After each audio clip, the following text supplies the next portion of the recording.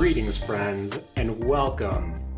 Actually, Matt, let's say welcome back to another episode of The Mistake Zone, your weekly dose of our lives and the mistakes within them.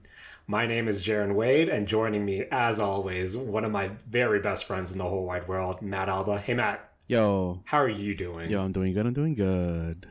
Matt, it's great to be back. I know... Let's give a peek behind the curtains right now. We did a test episode last week, and maybe we'll release that one of these days. Mm-hmm. But Matt, we're finally back after a few years now, Matt. Mm-hmm. After a global pandemic, mm-hmm. we decided to bring back the Mistake Zone. For those who are joining us for the first time, or for those of you who have joined us over the last decade, which is crazy enough to say, this is the Mistake Zone. This is kind of the continuation of the adventures of Jaren and Matt in podcast form. Mm-hmm. That started with Saturday Morning Arcade, a video game podcast. We transitioned into the Mistake Zone, an anime podcast, and now it's 2022, and we're bringing back the Mistake Zone, and it's going to be pretty much would you say otaku adjacent podcast, Matt, where we're bringing the best of the Mistake Zone, the best of Saturday Morning Arcade, our love of gaming and anime and manga, and all the mistakes in between, to kind of give you guys out there an audio diary of, what we're into and everything in between, mainly mistakes. So, Matt, once again, we've been doing this for over a decade, on and off, and yet, Matt, I'm pretty sure the quality still isn't there, but I think that's what makes us us. Jared, I think it was a little wild for you to say the best of Saturday Morning Arcade and the best of Mistake Zone. We're just bringing Saturday Morning Arcade and the Mistake Zone. For better or for worse, but pretty much for worse. Matt, let's get started this week. Yep. Let's start off with the Mistake Zone, if you will. I don't know. See, for those joining us for the first time, I can't actually speak. We've been doing this over a decade, on and off, and this is still pretty much DIY at its finest. But Matt, Lucifer and the Biscuit Hammer. Yep. Matt, Jaren, I need to admit to you that over the kind of past 2-3 years, ever since we recorded the last Mistake Zone, which for long-time listeners was based on the Fast and the Furious, which we will probably get back to eventually, I've been really on and off with anime. So for Matt, mark it down in the history books for our first anime of 2022. How's Lucifer and the Biscuit Hammer? It's not great. Wow, off to an amazing start right now. Yep. Jaren, okay. So Lucifer and the Biscuit Hammer is a 2022 summer anime that is based on a kind of oldish manga. It came out in around 2007, 2010, around there. All right. And I remember reading it a lot. Me and Julian both read it a lot when we were in post-secondary. And we really like the series. The series is basically Chosen One has to group up with other Chosen Ones to fight off like an oncoming threat to the Earth. And in the series, it's the main character, who is Amamiya, meets up with a princess named Samidare. And he and the other, who are called just like knights, they're all, I think, based on like zodiac animals. All right. And they all are teaming up with the princess to destroy what's called the Biscuit Hammer, which is a giant hammer that exists beside Earth that you can only see if it's pointed out to you, and it's about to like come down and hit the Earth. And the big, I guess, kind of like twist to the story is that the two main characters, Amamiya and Samidare, are trying to destroy the Biscuit Hammer, but they're doing it so that the princess Samidare herself can destroy the world instead of the Biscuit Hammer. Huh. Okay. So, Matt, from what you're describing to me, I think when I hear or look at the name Lucifer and the Biscuit Hammer, I think of a more kind of lighthearted fantasy adventure. Is it of that style, or is this more so maybe shonen, maybe traditional fantasy? What's the vibe of the anime? I would say it's a comedic shonen anime with like slight like, oh, here's like your dark backstory for the protagonist and why he's antisocial. But Okay. overall, the story itself, I don't think was like anything crazy, even when I was reading the manga. But it was like very, I don't know, it was very endearing to me at the time when I read it. And the anime itself is following the story from what I can remember. And like, it's just that my issue with it is that the anime itself is kind of a bad quality. Like, the animation is a little chunky. So is this mainly a production issue with you? The story is what it is, but it's a production that's really taking you out of it. Yeah, the production's really taking me out of it. Like, if I were to compare it to an anime I think that we both watched, it's very Demon Lord retry in its animation.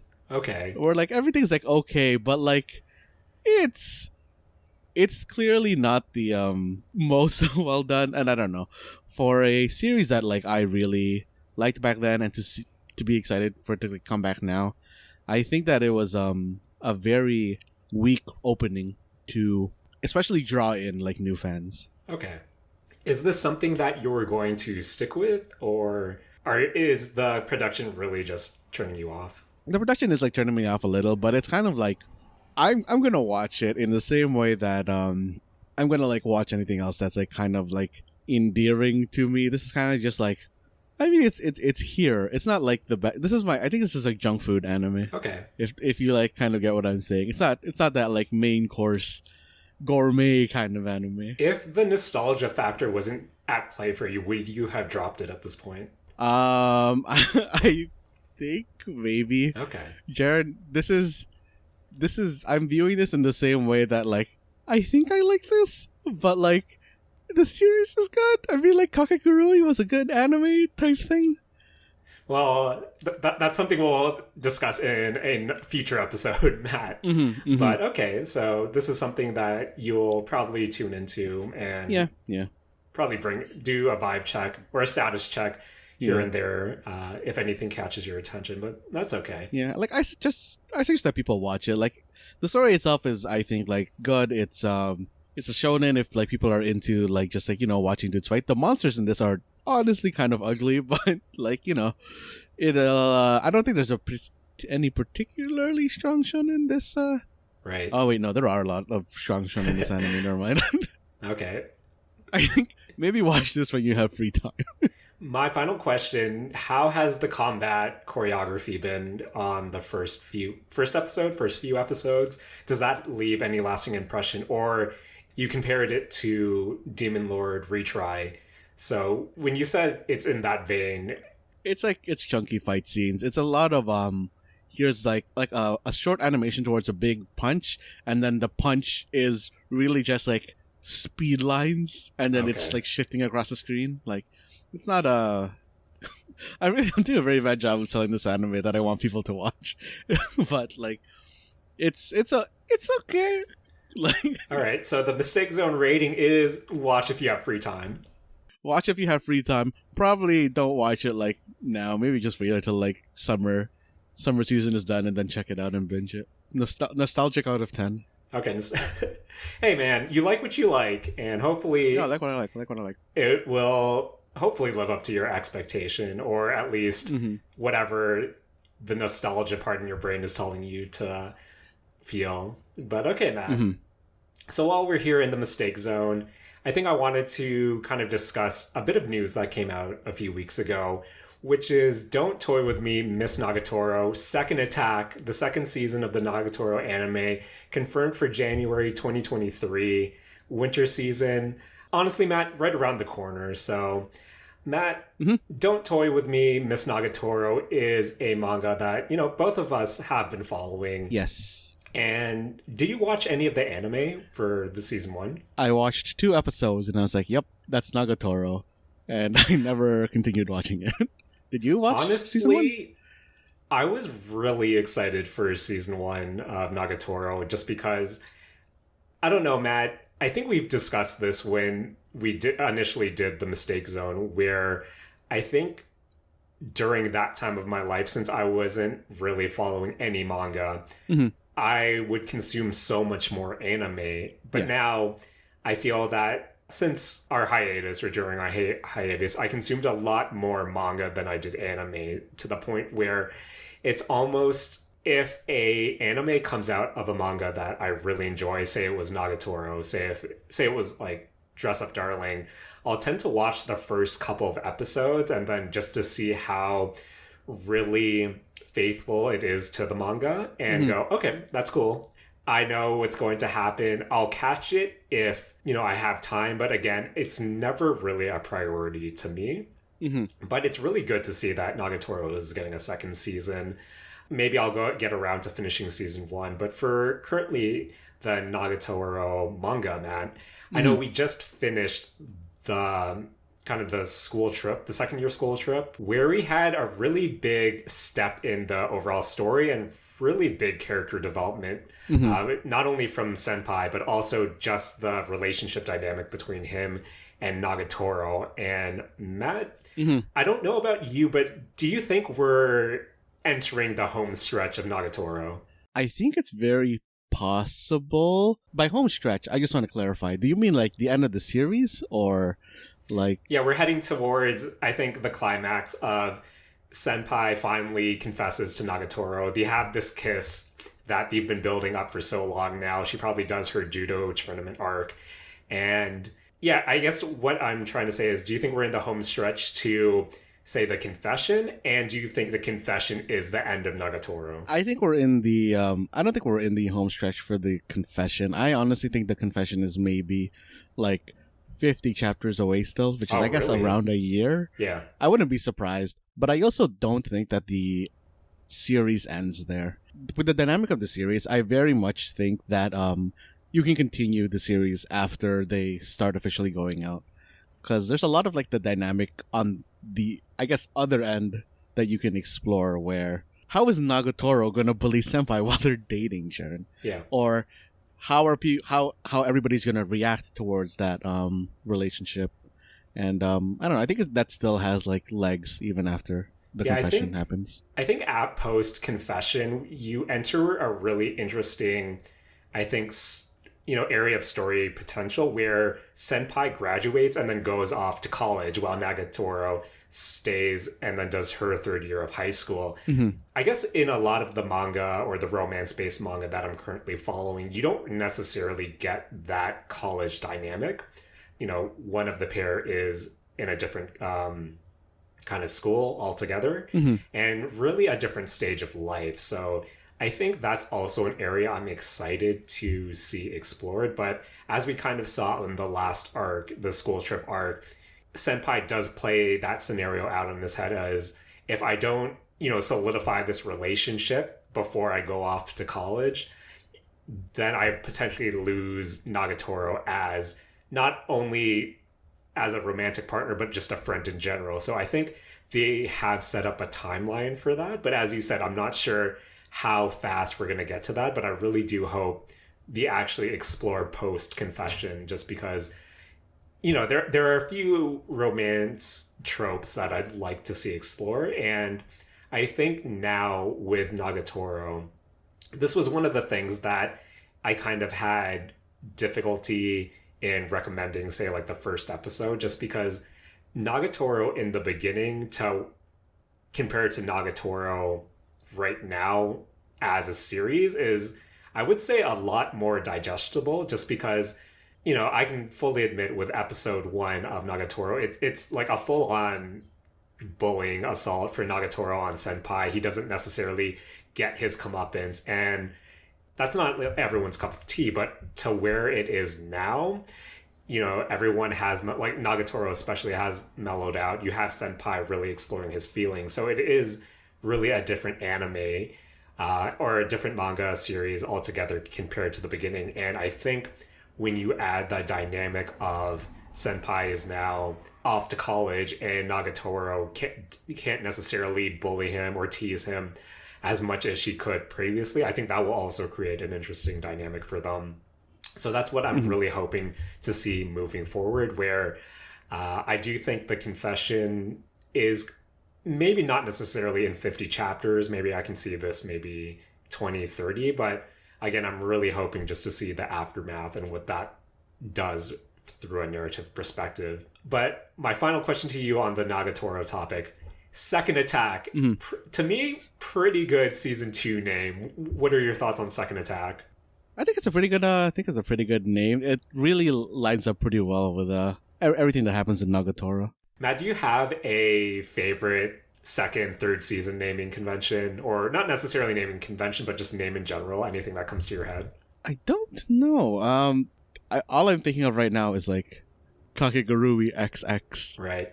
and like in that same vein, working ! Okay, when I was thinking about this question, I think working was the one that immediately popped into my head because I love me a good exclamation point to, showcase how many seasons or what season you're currently on. So I think that in itself was my favorite. But yeah, I'm really looking I don't want to say I'm really looking forward to Nagatoro's Second Attack just because it will be one of those, where is the anime picking up? I'll probably go back and finish season 1 just to kind of see where it lines up and then see if it is one-to-one with the manga and if Second Attack really picks up from where season 1 leaves off or if there's some time skips there. Oh, hang on, wait. Yep. If we're not limiting it to anime, Too Fast, Too Furious is actually a very, very good naming convention. I think at the time, I know I was a child when Too Fast, Too Furious came out, and even then I had a chuckle for that. And I love how the Too Fast, Too Furious, or like the 2-2 naming convention is used for memes. And that is the 2X2Y, the electric boogaloo of our generation. I think, I think it definitely is. Yeah. I know you're more likely to hear an electric boogaloo, but I do think, the 2X2Y naming convention, it pops up more than I expected it to, which fills me with some joy. I think we can enjoy the two blank thing for me because, okay, I view electric boogaloo as something that's slightly before us. I don't actually even know what electric boogaloo was originally linked to. Right. But I loved making the electric boogaloo name joke. Okay. And I think that electric boogaloo to us is what Too Fast and Furious is to the generation after us. Right. Where we know the origin of Too Fast, Too Furious, and now people are doing 2X, like 2Y, like sort of thing. So we can experience that whole meme as a whole instead of only getting the latter half of electric boogaloo. Okay, no, that makes sense. I'm curious what the next sequel meme will be, Matt. Hopefully within our lifetime, which I don't know how long it is considering the state of the world right now. But we're done soon, Jaren. We're done. 2X2Y is going to be the last one for us. Oh man, that's too soon, too bad, which makes me feel bad. But, Banjo-Tooie is good. Okay, Matt. Apparently, there's a new banjo in the works. I think. This isn't part of the. Jared, ukulele already came out. Oh man, Matt. I kickstarted. Okay, here's my mistake of the week, and it's not necessarily related to this week. Matt, ukulele was one of the games I've kickstarted. Yep. I've received my game. Yep. Have yet to play it. Yep.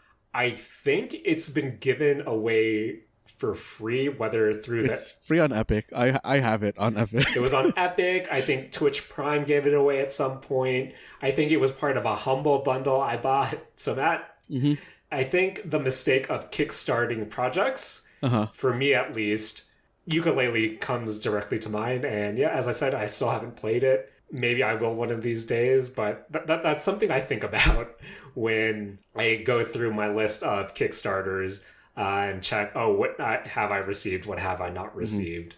When I look at that list of Kickstarter things, Matt, I'm pretty bad in terms of my Kickstarter backlog and actually utilizing what I Kickstarted. I'm not sure if you remember, but there was that one Alice-based board game that I Kickstarted. And I received it like 3 years later. It's in my closet right now. I haven't even taken it out of the box. It's a big box, by the way, but... Yeah, I mean, the board game ones are hard. Like, I backed I backed a bunch of board games and I received them over the course of the pandemic, but you need people for board games, so I haven't actually even been able to play any of them. Man, I think the issue, not necessarily issue, I can totally admit this is a me issue, but I think with the Kickstarter pre-order, Mm-hmm. it was really amplified with the pandemic just because everything was delayed. You had the shipping issues just in general, not knowing when factories would be even able to produce your product, let alone ship it out to the consumers. And it's one of the reasons why I no longer pre-order games in general. Just because you can buy anything digital now. Chances are you'll be able to get it day one as long as it isn't some special edition. But it's one of those things where from order and payment to actually receiving the item, it could be years. Mm-hmm. And you, as a person, could change and be no longer interested. I think during the pandemic, I received 2 to 3 different board or card games. And honestly, I literally forgot that I kickstarted 2 of them when these showed up at my door, or when I received the email that says, oh, here's a tracking number. We don't have any details for you. And it's like, oh, wait, I remember I filled out the survey 2 years ago. So, Yep, that definitely happened to me as well. I received the game like, oh, I don't think I want to play this. right. But hey, at least you supported them at the time and you were able to get your product, I guess. Mm-hmm, mm-hmm. Matt, speaking about Kickstarter mistakes, Mm-hmm. I got a new toy this week. Oh, what'd you get? Matt, my Steam Deck finally shipped to me. Oh, shit. I was part of the Q3 wave, and I know Valve tweeted that, oh, with this next wave of Steam Deck orders, we've increased our production. They're going to go out a lot faster. And Matt, I think the day after that tweet was made, Q3 started, and I immediately got my email, made my payment, got the device, I think, like 4 days later. But Matt, first issue, I received it when Rogers in Canada, or Rogers Communication, and their whole kind of infrastructure went down that day. Remember that? Ah, I see. Yeah. So I had no internet. I couldn't actually set up the Steam Deck, so I, kept it in its box and waited a few days. Which Steam Deck did you get? Julian, Mark, and myself, I believe we all got like the high tier Steam Deck. Okay. Which was on the pricey end. Plus you had, I think, the Canadian or like a recycle charge, which added like another $100 to the price. So Matt, damn. it was a beefy purchase. But you know what was amusing to me? When I made the purchase, it was during the Steam sale. So I received like 70 trading cards from that purchase and like a bunch of like those Steam coins that you can buy like profile cosmetics for. Nice. I told Julian, he's like, man, you can probably level up that Steam card or, the badge for the event like 1,000,000 times. Matt, I was only able to like get to level 3 of the badge just because I only got like 3 of one card from that purchase. So, but yeah, speaking about the Steam Deck, Matt, this relates to our Kickstarter conversation just because 2 things, Matt. Yeah. There are 2 projects that I backed. One was Bloodstained, Ritual of the Night, a spiritual successor to Castlevania, and Idol Manager. For Bloodstained, I chose the Switch version just because I wanted to play it portable. Yeah. And for Idol Manager, I backed a higher tier so I could get a Switch version just because, I can get a portable version of that game. Yep. Just because I think for a manager type sim thing, those are more appealing to me on the go. Matt, Bloodstain, after all its updates, still runs terribly on the Switch, in my opinion. Yep. There are some areas that are particularly rough. I'm sure, like, if I really wanted to, I could finish the game, but there are just some areas that are really janky for me that really put me off, so I never went back. For Idol Manager, the Switch version is, I think the tentative release date is end of August. Oh, true. I could play a version of Bloodstain that runs really well on the deck right now if I wanted to pay, at the time, $20 for it. Or I could just play Idol Manager on the Steam Deck. So, speaking about changing your lifestyle or I guess you as a person changing in between backing a Kickstarter and its launch, I feel like the Steam Deck to me has completely kind of killed any interest I had in indie games on the Switch, just because now I'm able to play it on. True. I'm still able to play it on the go, but there's a chance it will probably run better there. And I can actually play it now as opposed to kind of waiting for the future. So that's one thing I definitely thought of. But overall, Matt, the Steam Deck, I've played around with it for the past week. I haven't really gotten into, specifics of booting it. Because when you boot it in desktop mode, you're literally just booting into Linux. And I personally never really interacted much with Linux growing up. I'm a Windows and Apple boy, Matt, in terms of my OS experience. So I think the only thing I really tried this week was trying to install a web browser in desktop mode so I could access cloud gaming for Game Pass. But I think I need to... just in terms of accessibility for me personally, I think I need to find a way to connect a mouse and keyboard to the Steam Deck just to make that setup process a bit easier for me. But overall, Matt, just with my time with the Steam Deck, I rate it an amazing machine, Matt Alba. Oh man, an amazing machine. I'm really actually enjoying it. It feels lighter than I thought it would be, but it really, I guess just in terms of its aesthetic and its overall look, it really gives me Game Gear vibes. No, I thought that thing would be like heavy. Is it solid feeling or? To be honest, I think the D-pad, there's like a mushy, Matt, I like me a good firm D-pad. I don't think the Steam Deck, I see. The Steam Deck kind of has a mush to it. So... it kind of reminds me of early 360 controllers before they had the D-pad redesign. So that's kind of what I have. And I think my right trigger kind of makes a squeak when I play it or when I press it. So overall, it's still a pretty solid machine, but I haven't really put it through its paces yet. I haven't really downloaded anything too in-depth. I know... Elden Ring is supposed to be a Steam to verified game that's supposed to work really right off the bat. So I think that's something I want to try eventually, and maybe not do a second playthrough with, but something I just want to see how it runs on the Steam Deck.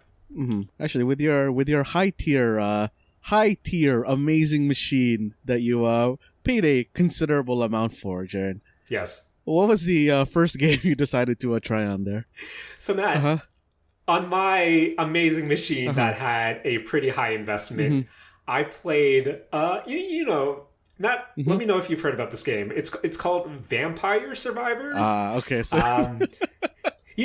something to really push this device to its limit. Matt, not gonna lie, Dairy Plant at the 20-minute mark.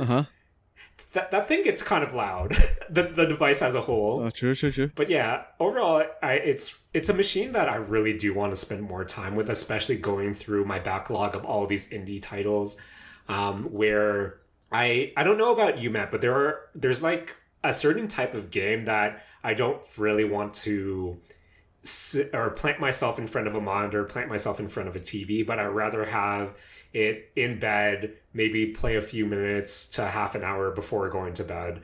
And I feel like with the Steam Deck, that's where I'll be able to actually begin to tackle my backlog for the games of that type, which usually are kind of the smaller scale indie games that, I heard a lot of good things about, but I never necessarily had the time to put, any real effort into. So I think that's something I really want to explore. Matt, the game I've been playing the most with it is a game that's also out on the Switch. It's called Neon White. It's a game that I first learned about a few months ago during a Nintendo Direct. Yes. So for those who, haven't seen Neon White, it is a first-person... I kind of want to call it an action platformer / puzzle game. The basic premise is you play as Neon White, who is a demon in hell, but they're given a chance to participate in this event that Heaven throws, where every year for 10 days, Heaven invites a handful of demons to basically compete and kill a bunch of other, I guess, bad demons or evil demons that are invading heaven. And whoever is able to win this competition at the end of the 10th day, you win basically residence in heaven. So as Neon White, the whole game really revolves around you doing these missions where you have to get from A to B in a level and kill all the demons within the level before reaching the goal. Yes. And you have to do it with a specific time in order to earn medals. And the higher the medal count, the higher your basically demon rank is. So to be able to do that, the combat system uses this card system where you have your default katana, but you'll be, when you go through a level, you might be able to pick up a pistol or a submachine gun in the form of a card, and then you'll be able to shoot said weapon. And once you empty the clip, that card's done. Where the game gets a bit interesting is each card has a discard function that gives you a secondary ability when you discard the card. So with the pistol, if you discard it, you get a double jump. With the submachine gun, if you discard it, it throws out a bomb that if you jump towards it will, propel you into the air, kind of like a rocket jump. So the whole point of the game is to kind of chain your weapons to not only kill the demons within them, but also use the discard function to give you extra mobility to clear the level faster. Essentially, this is being described as a speedrunner's paradise just because you can do some really nutty things with the combination of weapons and movement. And the whole thing is it has this leaderboard system where not only does it compare you with your friends, but a global leaderboard as well. And I think, for our own kind of devices, Matt, it is that friend leaderboard that has been pushing me to see. I only have like a few friends that are playing this, and just to kind of see their times is making me think, oh, okay, I'm going to try to repeat this level until not only do I get, say, an ace medal, there's also like a blood medal, which is like the developer times. But not only do I want to get an ace medal for my demon rank, but I also want to be within the ballpark of my friend group as well, just to make sure that I'm doing well. So I'm really enjoying it. I haven't necessarily progressed too much into the story just because it is so run-based where you do want to kind of get your perfect run.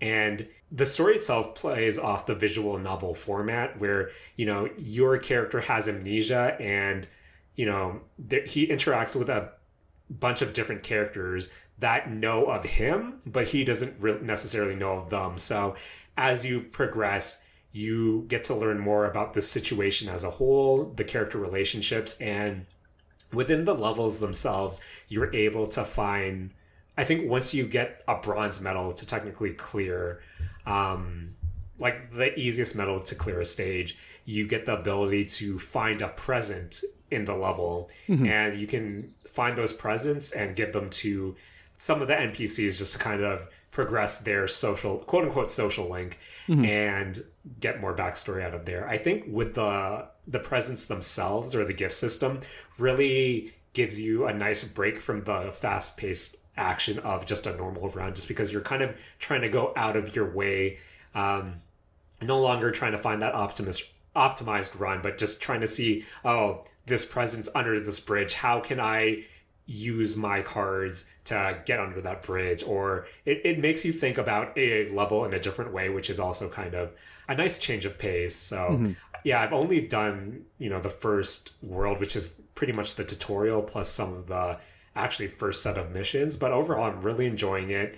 But I first played on the Steam Deck, and then you can also play it on the Switch, which I haven't really looked into the gyro controls for the Steam Deck, so I don't necessarily have that level of precision since I'm only using the two joysticks. And Matt, I feel like if I want to compete with my friend group, I definitely need to start playing on the PC, just because the added accuracy you get from having a mouse, or mouse and keyboard, there are a few things that I just can't do on like the controller on the Steam Deck in general. I think it would be a bit easier if I enabled like the gyro stuff. So that's why I think it would be easier on the Switch as well. But from what I understand, the Switch leaderboards and say the PC leaderboards, I believe they're separated. Yeah, that makes sense. But in terms of the Steam Deck, your Steam Deck times, they're because it's still Steam. It doesn't really designate that you're playing on a controller or not. Yeah. So I think that's one of the things that I learned real quick, where in a level, one of my friends has an 8-second clear, and it's, oh, wait, I can't beat 15 seconds because I'm not able to whip my cursor fast enough to do one thing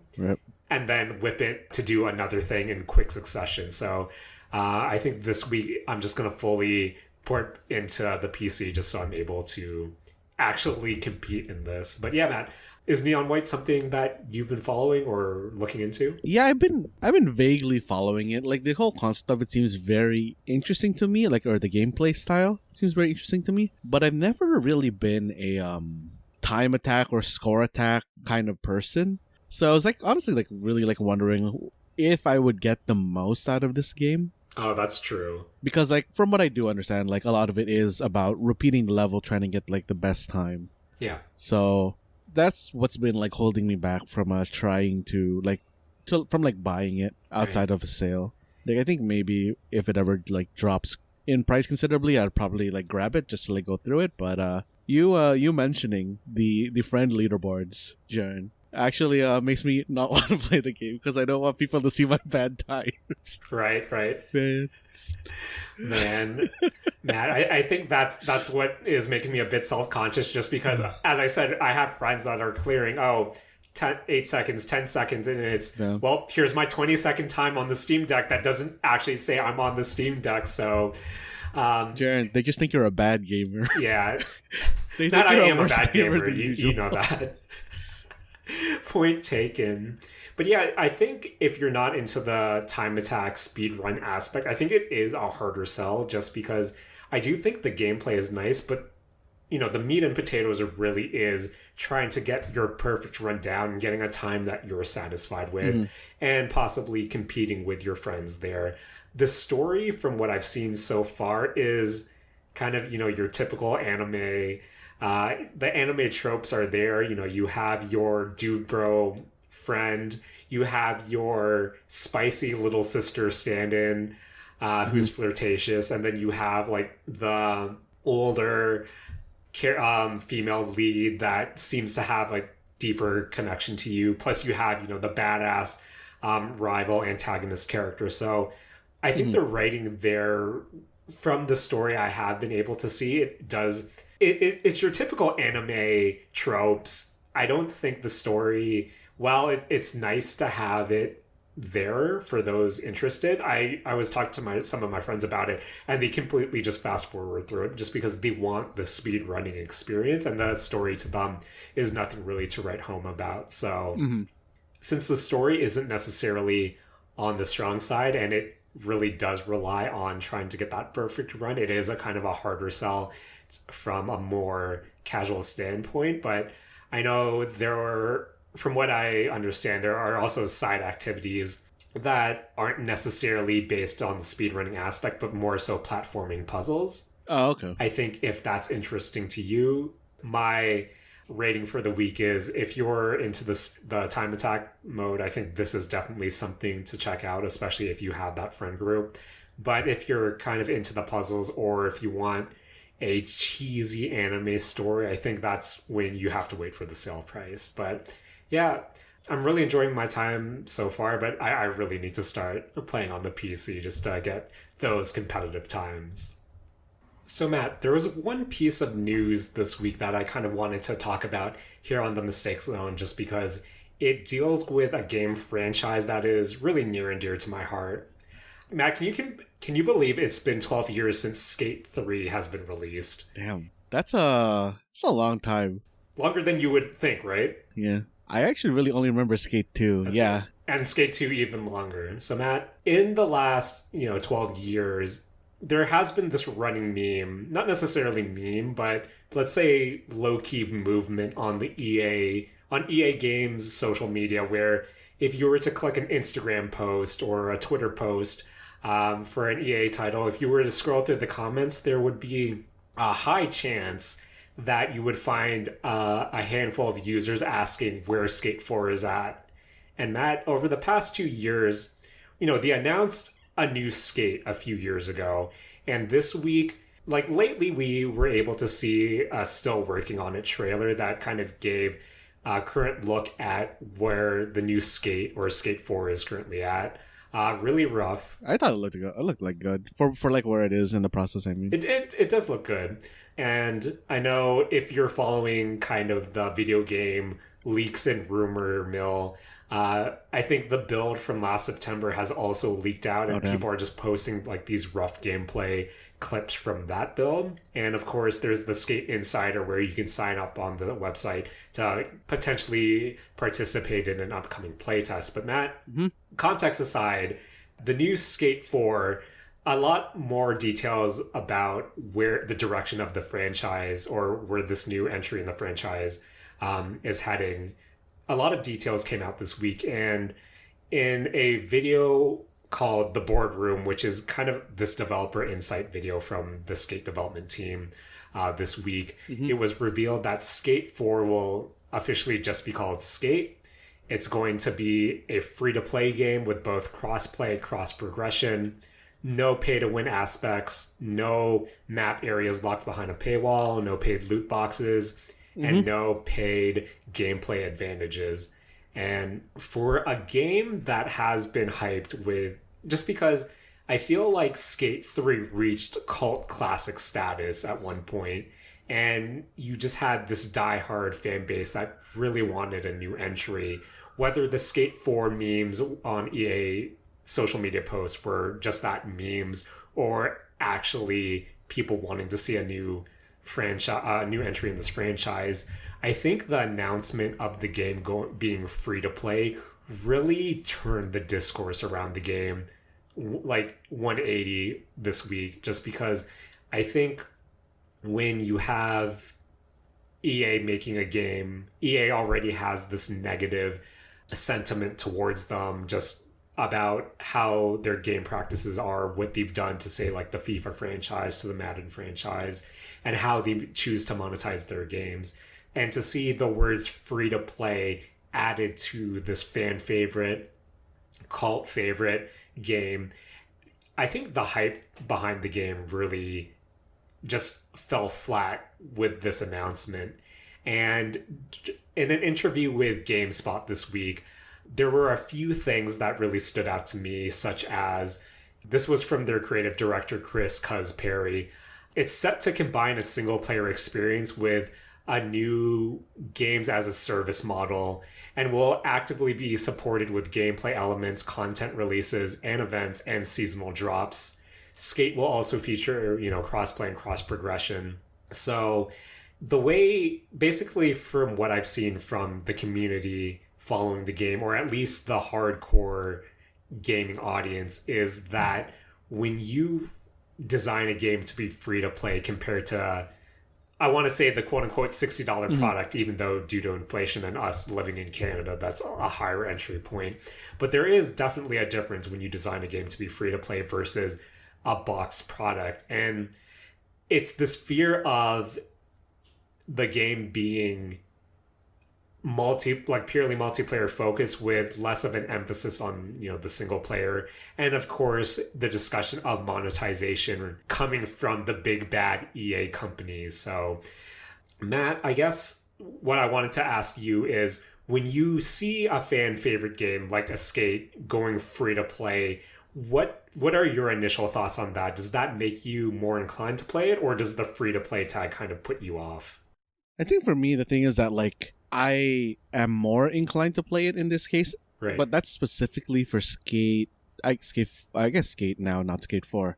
But yeah, that's mostly because I was never personally really all that into the Skate franchise. Like, I enjoyed playing it back on, like, I think 2 was on the 360. Yes. And that's that's the one I played the most. And Skate 4 being free to play is actually going to probably make me want to actually play it more, because I don't think I would have dropped like 60, 70 like bucks on Skate 4 itself. Right. But the thing is that, like, when you said that it was going to be free to play, I actually had to check and make sure that EA was actually the developer for it, because, like, that just seems wild to me, especially when you add in the stuff about how, oh, there isn't going to be any locked gameplay content, like no lock levels or whatever. Like, I'm assuming it is all cosmetic, I'm guessing. Yeah, I think the sentiment right now it is mostly cosmetic.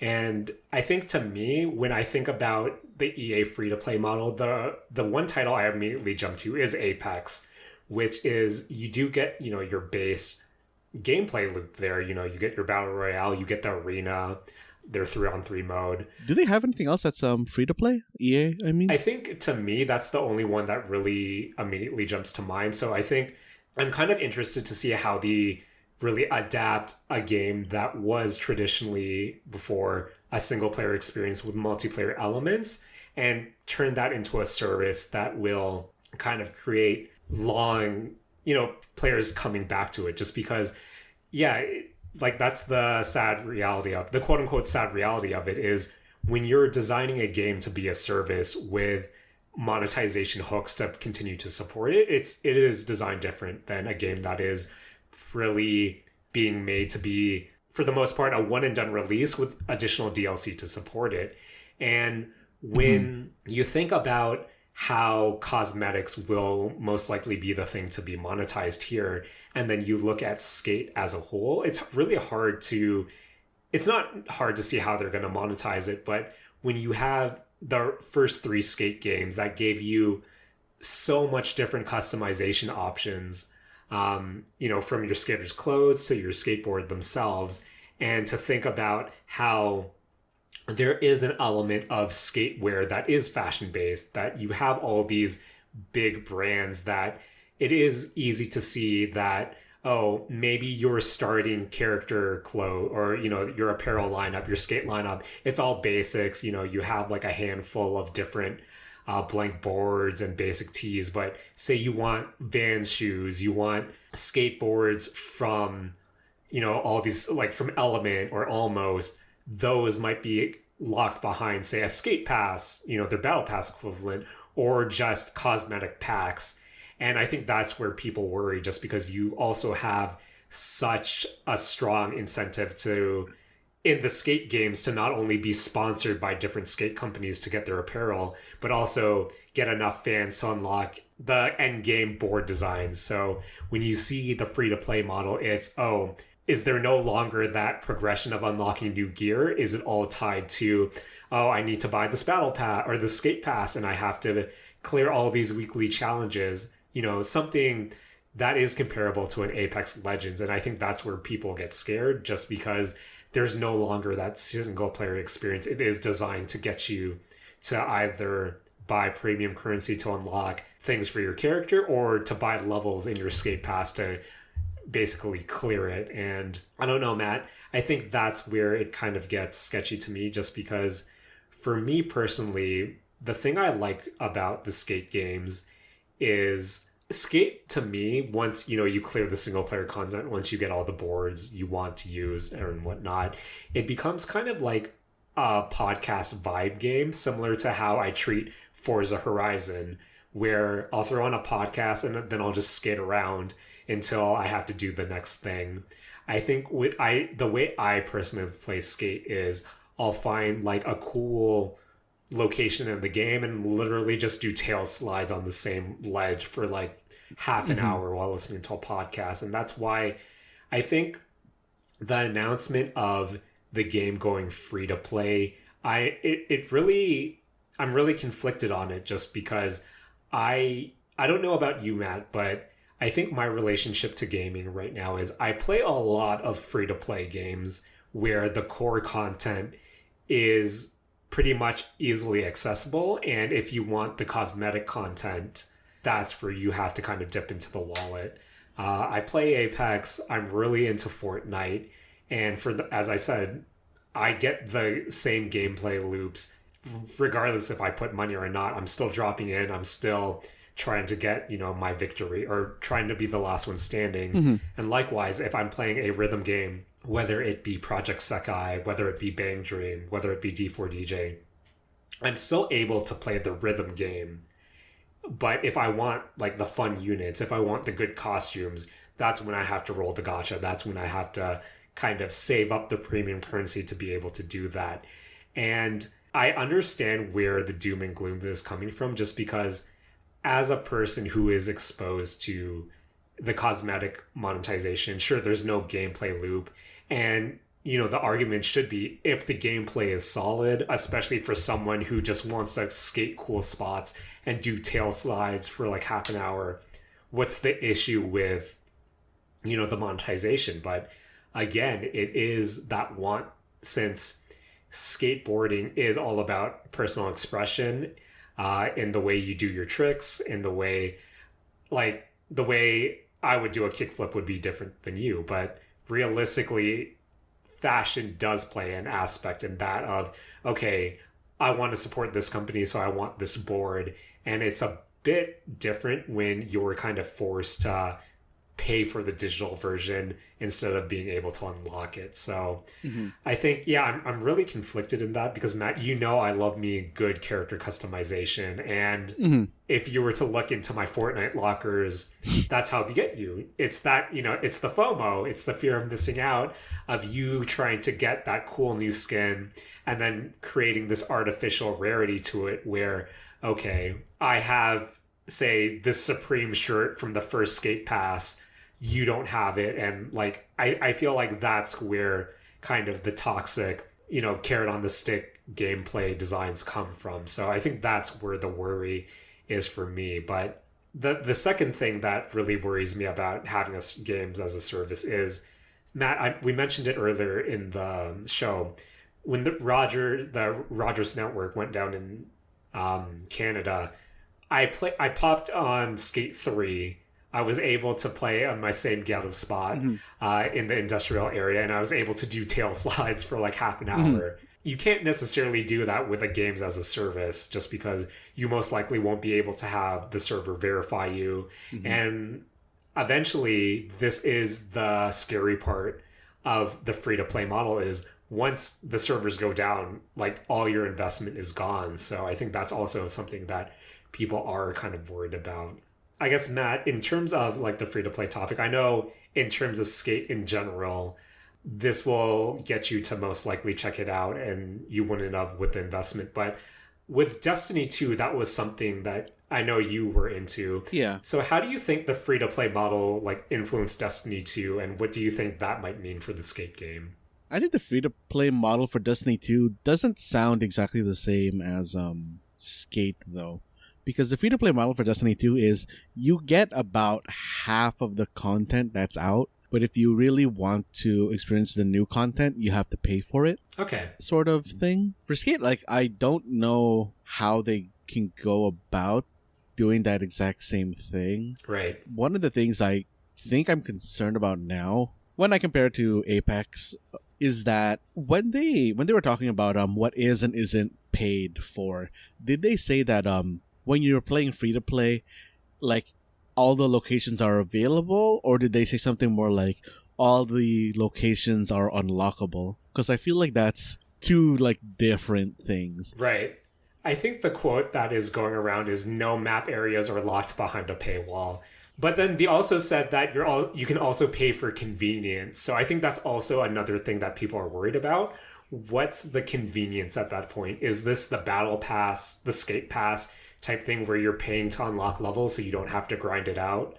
Because the way Skate 3 was structured was it wasn't one big map, but it was like 3 smaller maps in the game. Yeah. And yeah, again, there's not much information to go off of, but if it is all cosmetics, that I think that is something that the only point of reference I can see for EA free to play is Apex. And if they're specifically saying nothing is locked behind a paywall, like if that's the actual wording, yeah, I'm almost now certain that it's going to go through an in-game currency type thing, right, and a premium currency type thing, because that's really like what you would say when you're going to have a premium and non-premium currency of like, oh, if you want to get to like this area, you don't have to pay with the real money, but you'll have to buy like a subway pass to wherever subway ticket to wherever like this place is, right, like that sort of thing. Right.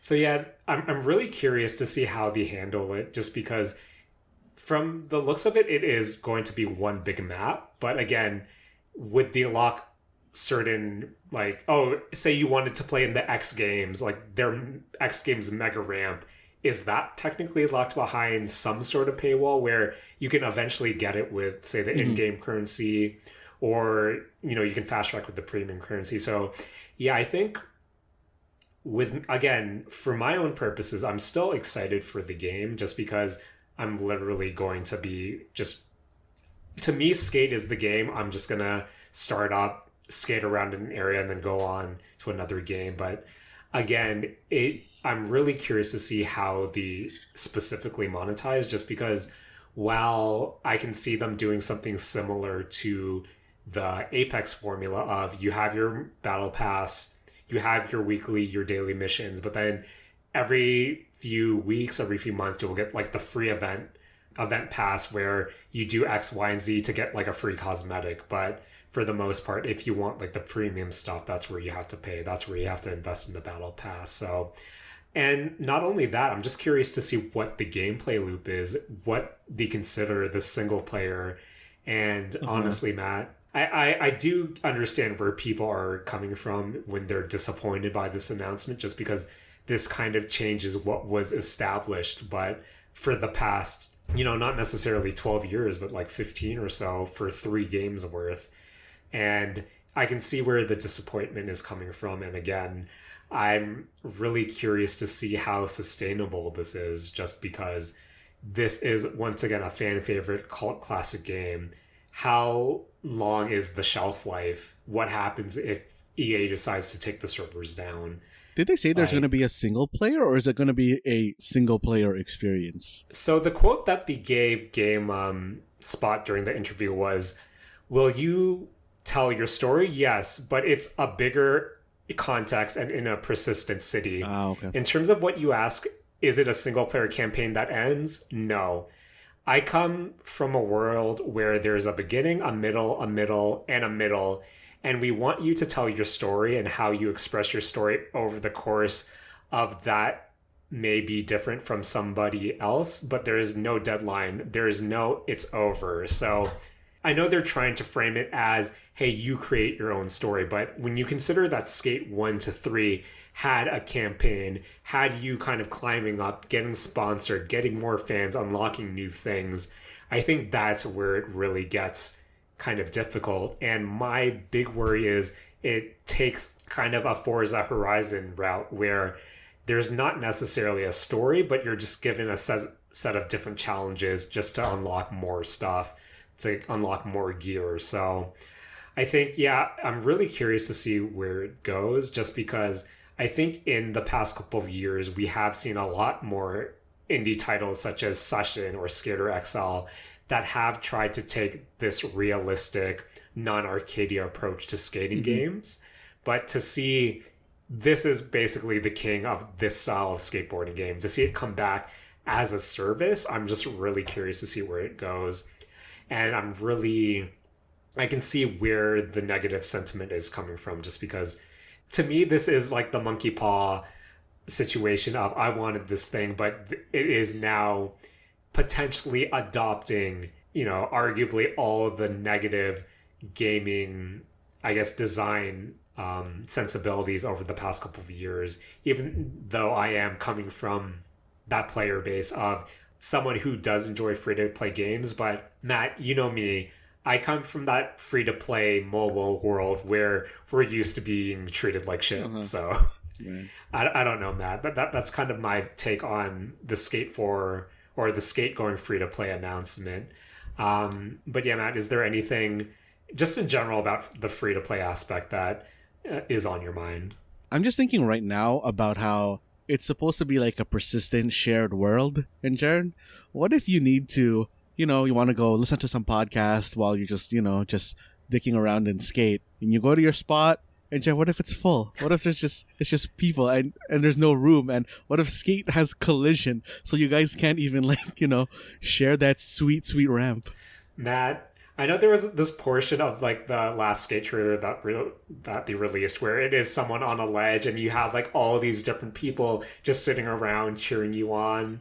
Matt, Uh-huh. I just want to skate my ledge by myself. Jared, what if you do a So- trick and then you mess it up and then everybody emotes at you? Oh, you mean the emotes that we paid for through premium currency or the Oh, unlocked through the man. battle pass that I don't have just because I did it? Yeah. If you wipe out and then I don't know, they do that like Fortnite L dance. And everyone starts doing the airplane emote. Oh man. And then you can't play anymore, Jared. Everyone starts doing the airplane emote that was free in Skate 3.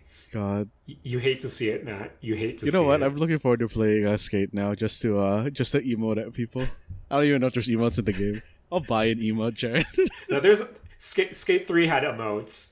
But Mm-hmm. oh man, Matt, what if all the Fortnite dances are the premium currency purchases? that would be amazing. So, I guess closing off this topic, I think part of the toxic fan base of the Fortnite community is the party royale players. So, essentially, Fortnite has this party royale mode. It's usually tied to all kind of the big music events or, the small tier music events that are there where people are just vibing out to whatever the band thing is Uh-huh. and doing emotes. So in the community, the toxic aspect is I'm a party royale player that has all these rare emotes that haven't been in the store for X amount of days, and I'm just going to spam them because I have them and you don't have them. Matt, what if that just becomes Skate, where everyone goes to the popular trick spots and they're wearing all the exclusive gear from Skate Pass 1, doing paid emotes that haven't been in the store for like, a year. What if that's what Skate becomes, Matt? You man. It depends on which end of that I'm on, to be honest. Who cares that I'm doing tail slides? Jared, if I have the emote and you don't have the emote, yo, I'm gonna dig the emote at you, Jared. That's just how it is. So you're telling me Skate isn't about actually doing that? Because I know the meme was, oh, EA is going to let you ollie, but if you want to do a kickflip, that's going to cost you 99 cents. Like, realistically, that's not the case. Uh-huh. But if you want to be the guy with the Supreme shirt and the airplane emote, I think that's going to cost a lot more than 99 cents. Wait, I can't remember. Did Skate let you customize your trick loadout or no? No, it was all, unlike Tony Hawk, it was all pretty much that. I think people were speculating that. So, Matt, in Skate 3, you can customize your character, you can give it a style, Mm-hmm. and that style basically is, oh, if I had the laid back style, the way I do kickflips, the way I do grind or certain grinds looks different than if you were to choose a different I see. style. So, realistically, if we're putting on our monetization hats, I can totally see different styles being locked behind paywalls definitely. or like battle Definitely. passes. Even if everyone's given access to tricks, if you want to do all these laid back, I can definitely see that being charged. And I guess ultimately that's where, I know we were goofing about it, but realistically, when you look at all the customization in Skate 3 or all the different options, you can totally see where we can try to potentially turn that into a microtransaction. And it's all fun and games goofing about me doing like my special emotes, but realistically I think that's where the game is headed. And Yeah. I don't know about you, Matt, but I think all the free-to-play games that I currently play or have been playing are still ongoing. So I think this will be an interesting topic to cover in a future episode when, hey, popular service game is going offline. What does that mean? How do they handle it? What happens to my transactions? So, Matt, this is a great time to be playing video games just with all these different options. But, Matt, it's those monetization options as well that make things a bit more bleak. And I kept saying it throughout this episode. This is a fan favorite franchise. So just to see, basically through all the developer diaries, through all the trailers, the development team seems to be really transparent. This does seem like a passion project. Then again, that can all just be marketing. But at the same time, realistically, Matt, if they want to support this game, especially as a service, they gotta charge for it somehow. And I think all this doom and gloom talk does, open the conversation of a real possibility that it might not be like the best. But Apex, Fortnite, there are some predatory aspects to them, but for the most part, it is all cosmetic. You can still play the base game, and that's where I hope the Skate 4, that's the direction it goes into. But again, Matt, I'm cautiously optimistic at this point, just because I just want to do tail slides for half an hour.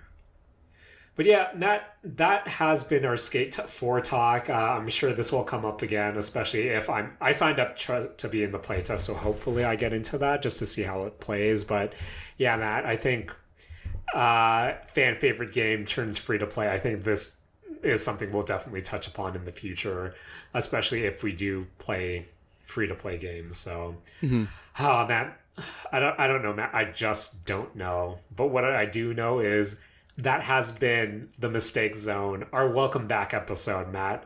And what I'm looking forward to is many more mistakes to be discussed with you. So, Matt, how are you feeling after episode 1? I mean, I feel pretty good. It's good to be back, and I'm looking forward to putting out more content again. Matt, I just like talking to you about all the mistakes that I'm currently making, and honestly, we do that on a daily basis regardless, so might as well create the content we like for our enjoyment, for our audio diaries. And we're glad for everyone else out there joining us. We're glad that you're here to partake as well. So Matt, that has been the Mistake Zone for this week. Take it away. This has been the Mistake Zone, and we're all out of airplane emotes.